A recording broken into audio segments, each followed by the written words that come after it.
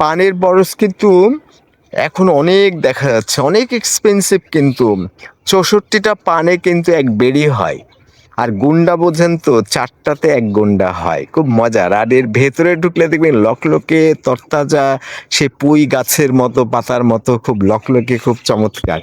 এখন সব জায়গাতে এসবের চাষ হচ্ছে। আগে নওগাঁ, বাগমারা এইসব জায়গায় বেশি হতো, এঁটেল মাটি সম্ভবত সেখানে বেশি ভালো হয়, বা যে লো ল্যান্ড যেখানে পানি জমে, এ ধরনের কোনো ব্যাপার আছে। আর এটা ঘিরে কিন্তু অনেক যত্ন নিতে হয়।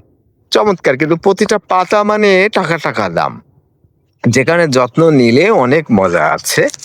আর জায়গাটা খুবই চমৎকার, চারিদিকে সবুজ নীল, কি যে মানে প্রতিটা জমি কিন্তু এখন খুব গুরুত্বপূর্ণ হয়ে গেছে। আগে কিন্তু জমি যাদের ছিল তারা খুবই অভাবে ছিল, জমি দিয়ে তেমন একটা পেত না, যেটাকে বর্গা বা আদি দেওয়া বলে।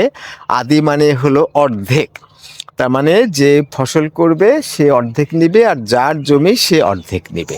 তো এই কালচারটা এখন আর নাই, এখন অনেক এক্সপেন্সিভ। ১ বিঘা জমিতে ২০,০০০, ৩০,০০০, ৩৫,০০০, এমনকি আমি ৪০-৪৫ হাজারও শুনেছি। কিছু কিছু এলাকায় যারা ভালো চাষ করতে পারে তারা লোভে পড়ে নেয়, বা সেই জমিগুলো অনেক সুন্দর সে কারণেও হতে পারে।